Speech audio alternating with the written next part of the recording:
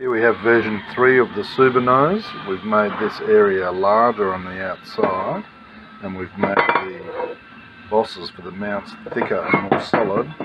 You can see on the inside there is a much larger relief area for the shift rod hammer to go in. If you now insert the shift rod, you will see that the hammer goes all the way down and still clears without any issues. This goes right the way down. Here are the parts required to fit inside. You've got your oil catcher for the main shaft lubrication with its bolt, reverse lockout mechanism, 2 bolts, and the shim that tilts the reverse lockout mechanism to the correct angle. Reverse lockout spring, ball, bolt and washer will fit these up. The oil catcher is fitted up in here as so that when oil is slung up and caught in here, it feeds down into the main shaft and will lubricate the main shaft. The reverse lockout mechanism is put into place with the factory half shim here at the top, and then the lockout mechanism pressed into place and these bolts tightened up.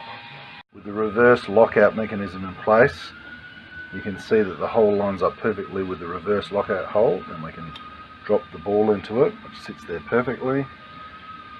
Spring goes in on top, and then the washer and the bolt to lock it all in place and put tension on it.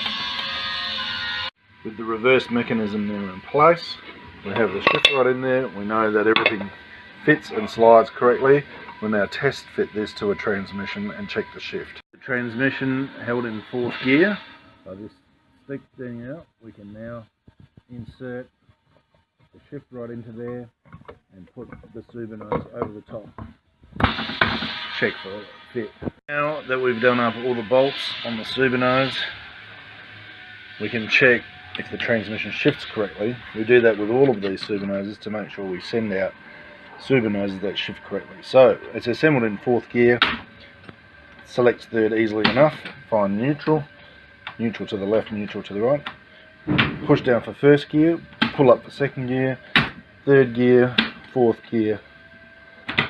5th gear. And we cannot accidentally select reverse because reverse lockout works. Back to neutral. Now back to reverse. You can hear reverse engaging, and that's all your gears. Very simple, works perfectly.